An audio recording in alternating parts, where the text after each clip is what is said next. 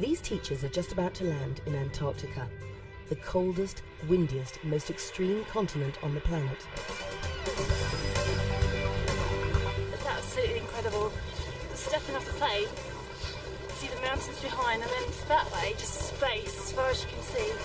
But they're not coming to teach, or even for a holiday.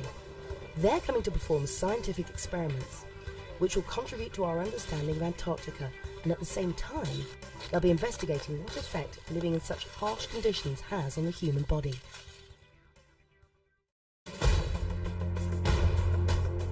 Antarctica is the most southerly point of land on the planet. It covers an area larger than Australia. The continent is constantly covered in a layer of ice, and the lowest temperature on the planet's surface was recorded there at -89 degrees centigrade. It's also very windy, with cold air rushing downhill from the South Pole out towards the coast, often at over 100 kilometres per hour. But why do people want to come to a place that is so hostile? Because no one lives there, Antarctica is almost untouched by any man-made influences, such as car exhausts and pollution. This means that it provides a relatively unspoilt place to do science. One of the things which is key for any science experiment is control, is knowing what your variables are and being in a position to control them. In Antarctica, you've got such a pristine, simple environment, largely unaffected by human activity, except sort of at a distance. So it's a very clean environment in which to do science and to find out things. Because so few people have been there, very little is known about the plants and animals that live on the continent. Because of this, one of the experiments the teachers are doing in Antarctica is to look for lichens, tiny plant-like organisms that live on rocks. By looking at the ecosystem of Antarctica, they plan to assess what effect global warming is having on the plants and animals. Despite the teachers' expertise, they quickly find this isn't the same as doing science back in the UK. Because they're so tiny and because we're not very familiar with exactly what species we're going to find here, the problem we've got is identification. Different colours on the rocks, different minerals could be lichens. So we've collected a few samples that, because we've got a little bit of doubt, we're going to wait till we get back to camp and have a look at them. And I suspect over the next few weeks another problem's going to be just trying to get our eye in as to exactly what type of habitat you're likely to find them in. That hunt for the habitat proves trickier than they had predicted. We often walked miles and didn't see much, and it was often surprising where we did find things. So we'd go to an area convinced that there'd be nothing there and then find things, and we'd go somewhere where we were sure we'd find something and see nothing. It was very difficult to predict exactly where you might find your samples, and you really just had to hunt and look around.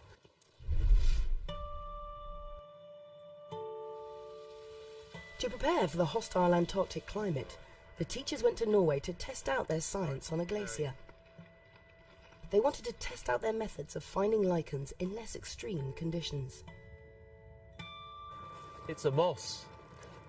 That's probably quite realistic. This feeble little bit of growth is probably a fairly realistic idea of the sort of thing we might find in Antarctica. So we've got a few mosses growing in the rock here. Once they've found the lichen, or moss in this case, they have to catalogue where it's found. Then they take a small sample back to the lab to see if they can identify it. Their trip to Norway has enabled them to identify some of the factors that they're going to have to look out for when they do the science in Antarctica. Here it's practical to open your coat and stuff your notebook down your jacket, but in Antarctica probably not. You're not going to be wanting to undo zips, anything. And here we're quite happy to waggle cameras around and keep them outside for a long time with no protection on. In Antarctica, the battery will just drain instantly. Dealing with such tiny samples, that these gloves that we were thinking of using, we just can't manipulate our fingers well enough to be able to even open the bags or get the samples in. Everything's like you're trying to do it on space or something. It's all difficult. Back in Antarctica, to increase their chances of discovering lichens, the teachers go deeper into the mountains.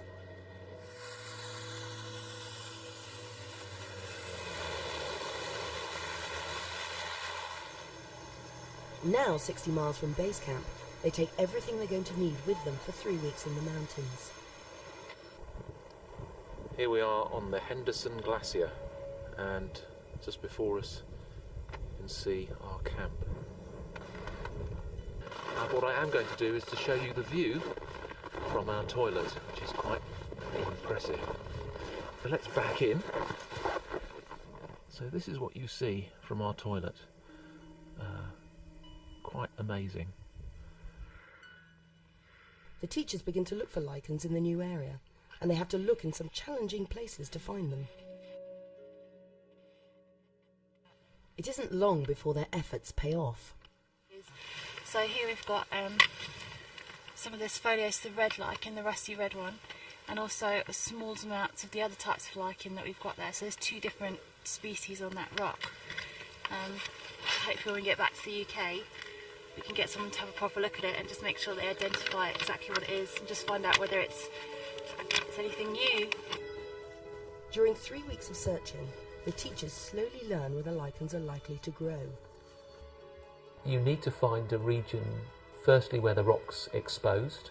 So usually this is going to be sort of vertical surfaces, but it also needs to be very sheltered. So it will usually be deep in the cracks in the rock, and also needs to be in a situation where the rocks will be warmed sufficiently for there to be liquid water. With their samples carefully logged and collected, they set off to find more lichens.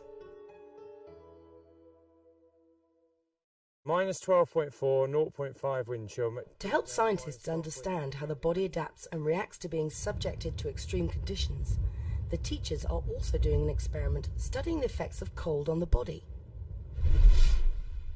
To do this, they record the team's fitness and well-being twice, once before the trip to Antarctica and once afterwards. Here the team are being tested before the trip. They are tested for the amount of fat in their body, their general fitness, and for their ability to feel and respond to cold. This test is a cold injury test. So it's the cold injury vasodilation test.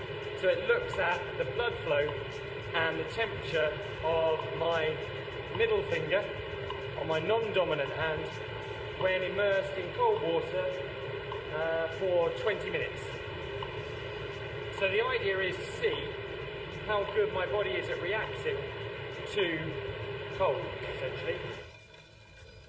The idea is that they're trying to measure your maximum oxygen uptake, and you cycle on the bicycle for, usually works out about 12 minutes or so, and every so often they keep adding more weights, and basically you just keep pedalling until you can't pedal anymore. Keep it down at 60 if you can. The tests are run by Professor Mike Tipton. What often happens when you go on expedition is actually people get fitter because they do more habitual exercise during the course of the day. However, this group are doing so much training and so much aerobic training that they may actually find that they detrain a little bit in this capacity. Now they've been tested, the team have some baseline data from which to work from. When they come back from Antarctica, they'll be tested again to see how their bodies have changed. There's 4 bars in there. One thing that's likely to be affecting the team's physical well-being is the food. For ease of use, the bulk of it is freeze-dried. We've just added water to the chicken korma, and we've left it for 5 minutes, and this is the end result. So let's have a taste. Try not to spill it. Pretty good. But there is a second part to their experiment.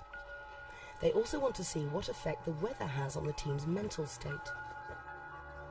The teachers record the temperature and wind speed every day, then fill in a questionnaire about how they're feeling in the evening. This is a mood state questionnaire, and it goes through things like, did I enjoy today's meals? How depressed or happy am I? How lonely am I? How alert? How physically feeling 100%, etc.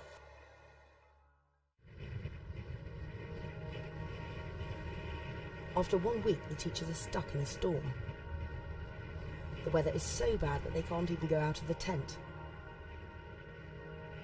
Pretty much throughout the night and all day today, we've had winds that have been gusting up to about 30 knots.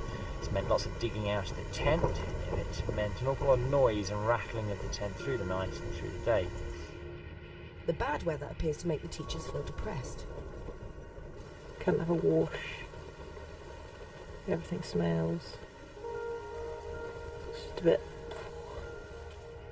All this data will be useful for scientists to look at, to understand how different conditions affect psychological well-being.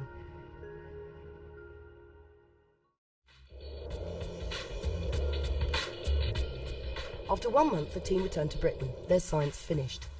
Now they have to collate their data.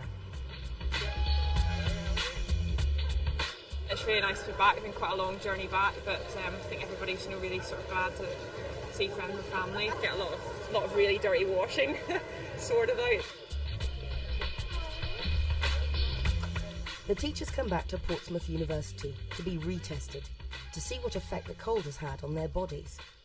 Some people's thermal sensitivity has changed. That means their ability to feel changes in cold or changes in heat. So my fingers are less sensitive than they were, whereas someone like Ruth is much more sensitive than she was. They've found that there's been an increase in weight, and that weight's been put on in fat around the stomach, which looks like the body just trying to beef itself up a bit against the cold. One of the group comes to the British Antarctic Survey in Cambridge. So they've all been kept as cold as possible for as long as possible. It is hoped that the biologists there can identify the lichens the team have collected. It's the first directed biological collection that I'm aware of from this area. So in that sense, it's extremely valuable. It's one of the biggest mountain ranges in the Antarctic, and other than a few specimens that geologists have collected and passed on to us, we have no real knowledge of what occurs there. The samples will be recorded and put into the vast catalogue of data kept at the British Antarctic Survey. With the experiments over, the teachers have time to reflect on what they would have done differently while collecting their lichens. So I've done a sketch of the glacier and where I found them. I think I would probably prepare sample bags and notes in a systematic way before going out into the field, so that what I had were things that I could just fill in, photograph and do that in an absolutely routine way. I think I sort of changed my mind 2 or 3 times as I went through collecting samples and thought, oh, I'll do it this way, or that's slightly better than another. But I think now I would be able to refine that to a particular technique and do that much more systematically than I did before. I didn't think it was a disaster, but there were little refinements which I think would make it work better next time. You've got lots of facts about Antarctica.